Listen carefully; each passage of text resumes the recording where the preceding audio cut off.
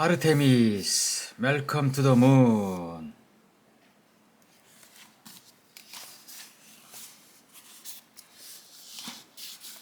Dear Kevin Otieno, hi, my name is Jasmine Basara.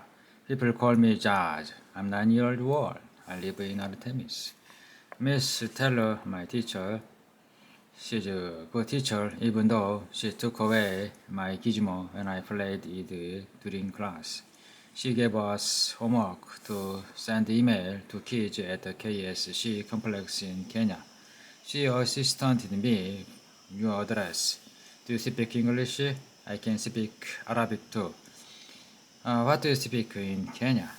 I like American TV shows and my favorite food is ginger ice cream. But usually I eat junk. I want to get a dog, but we can't afford one.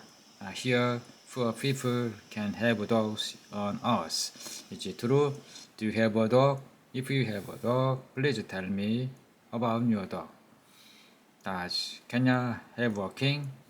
My dad's a welder. What does your dad do? Dear Jazz Basara, hello, I am Calvin and I am also 9. I live with my mom and dad. I have 3 sisters. They are jocks, and the 2 older ones beat me up. But I'm getting bigger, and someday I'll beat them up. I'm just kidding. Boys should never hit girls. Kenya speak English and Swahili. We do not have a king. We have a president and the National Assembly and the Senate. Grown-ups vote for them and they make the laws. My family doesn't have a dog, but we have 2 cats. One of them just comes around to eat, but the other one is very nice and sleeps on the couch all the time. My dad is a security officer for KSC. He works at gate 14 and he makes sure only people who are allowed to go in can go in. We live in assigned housing in the complex and my school is in the complex too. Everyone who works for KSC gets free school for their kids. KSC is very generous and we are all grateful. My mom stays at home. She takes care of all of us kids. She's a good mother. My favorite food is hot dogs. What a junk! I've never heard of that. I love American TV shows, especially soap operas. They are very exciting even though my mom doesn't want me watching them. But we have a good internet here, so I watch when she's not looking. Please do not tell her. Haha. What does your mom do? What do you want to be when you grow up? I want to make a rocket. Right now, I make models of rocket. I just finished a model of KSC 209B.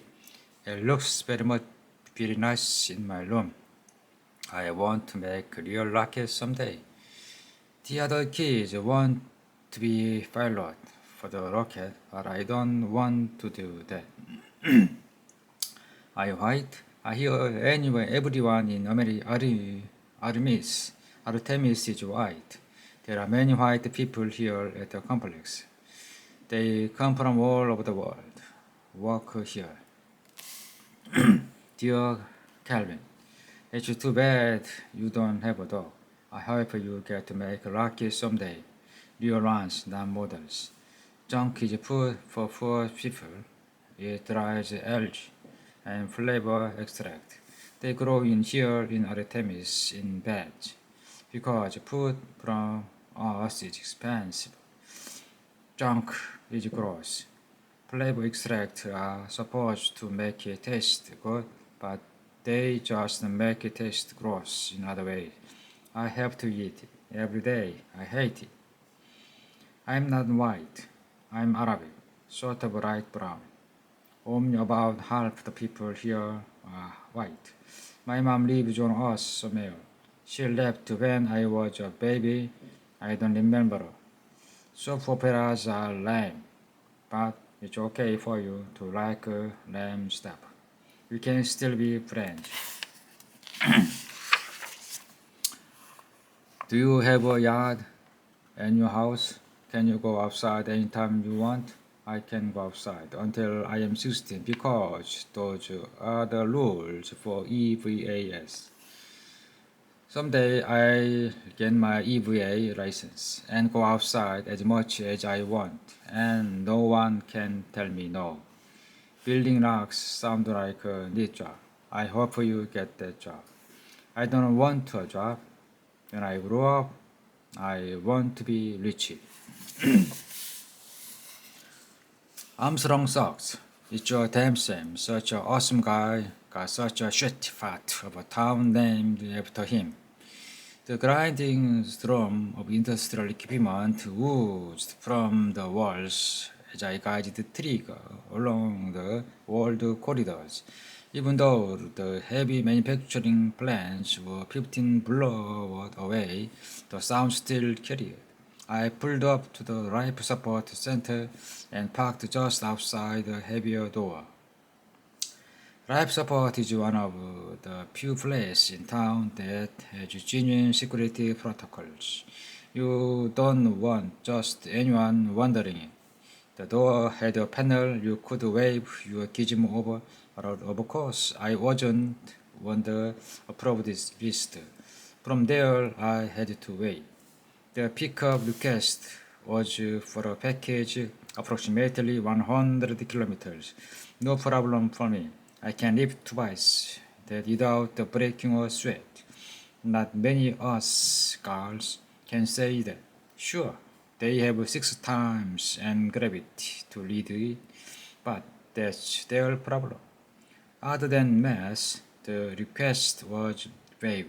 No info on what it was or where it was going. I'd have to find that out from the customer. ARTEMIS life support is unique in the history of space travel. They don't process carbon dioxide back into oxygen. Yes, they have the equipment to do that and batteries to last months if needed, but they have a much cheaper and virtually infinite supply of oxygen from another source, the aluminum industry. Sanchez aluminum smelter outside town produces oxygen from processing ore. That's what smelting is really. Removing oxygen to get full metal. Most people don't know it, but there's a ridiculous amount of oxygen on the moon. You just need a shitload of energy to get it.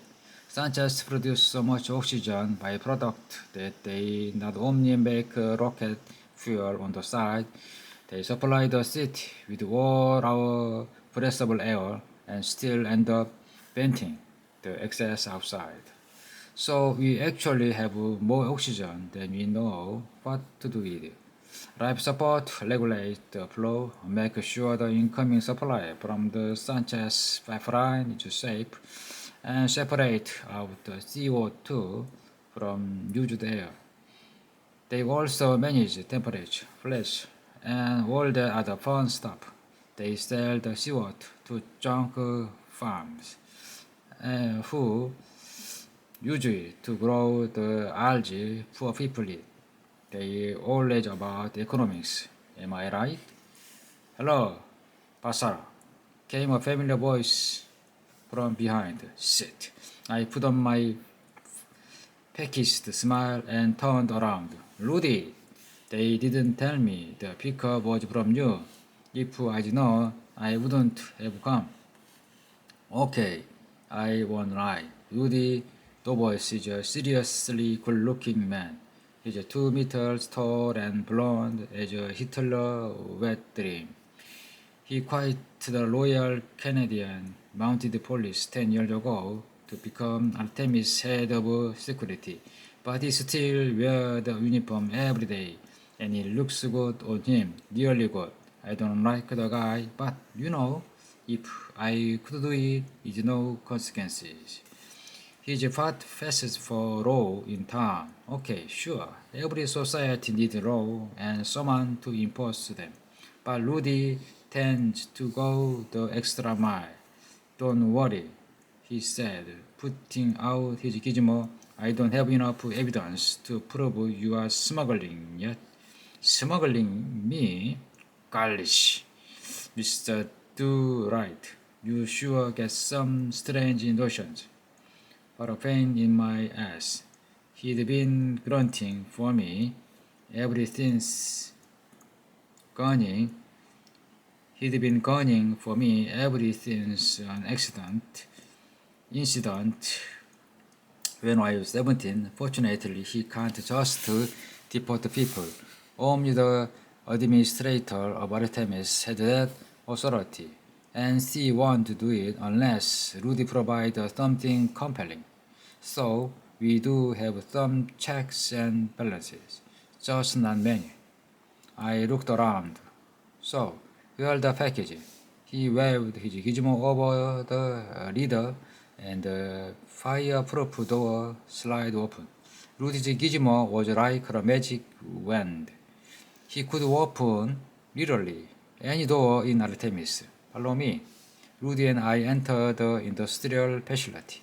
Technicians operate the equipment while engineers monitor the huge status board along one wall. With the exception of me and Wood, everyone in the room was Vietnamese. That's kind of how things stake out in ARTEMIS. A few people who know one another immigrate, they set up a service of some kind, then they hire their friends. And of course, they hire people they know. Tale as old as time, really. The workers ignored us as we wound between machinery and a maze of high-pressure pipe. Mr. Dunn watched from his chair in the center of the stage wall. He made eye contact with Rudy and nodded slowly. Rudy stopped just behind the man cleaning an air tank. He tapped the man on his shoulder. Pan Benny.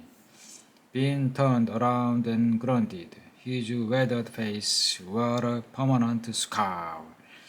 Mr. Ben, your wife, Tam, was at Doc Russell's this morning. Yeah, he said. She's clumsy. Rudy turned his gizmo around. He screenshot a woman with a bruise on her face. According to the doc, she had a blank eye, a hematoma on her cheeks, 2 bruised lips, and a concussion. She's clumsy. Rudy handed me the gizmo and punched Ben squarely in the face. In my delinquent years, I had a few run-ins with Rudy.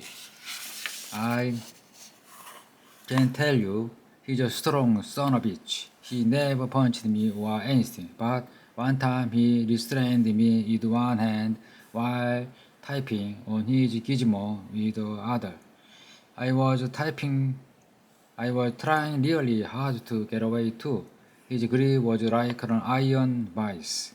I still think about sometimes late at night. Beans crumpled to the ground. He tried to get to his hands and knees but couldn't. When you can't get off the ground in the moon's gravity, you are seriously out of it. Rudy knelt down and pulled Bean's hair off the ground by the hair. Let's see. The cheek is swelling up nicely. Now, for the black eye, he rabbit punched the barely conscious man in the eye, then let his head fall to the ground. Bean, now in a fatal position, moaned, "Stop!" Rudy stood and took his gizmo back from me. He held it so he could both see. 2 bruised lips, right? The 4th and 5th on the left side. Looks like it, I agreed. He kicked the prone man in the side. Bean tried to cry out, but had no breath to scream with. I'll just assume he had a concussion from one of those head punches. Lucy said, "Wouldn't want to take things too far." The Other techs had stopped to watch the spectacle. Several of them were smiling. Don, still in his chair, had the slightest hint of approval on his face. This is how it's going to go, Bean, Rudy said. Whatever happened to her, happened to you from now on. Got it? Bean wheezed on the floor. Got it? Rudy asked, louder this time. Bean nodded fervently. Good. He smiled. He turned to me. There's your package, John. Approximately 100 kilometers to be delivered to Doc Russell. Charge it to the security service amount. Got it, I said. That's how justice works around here. We don't have jail or fines. If you commit a serious crime, we exile you to us. For everything else, there's Rudy.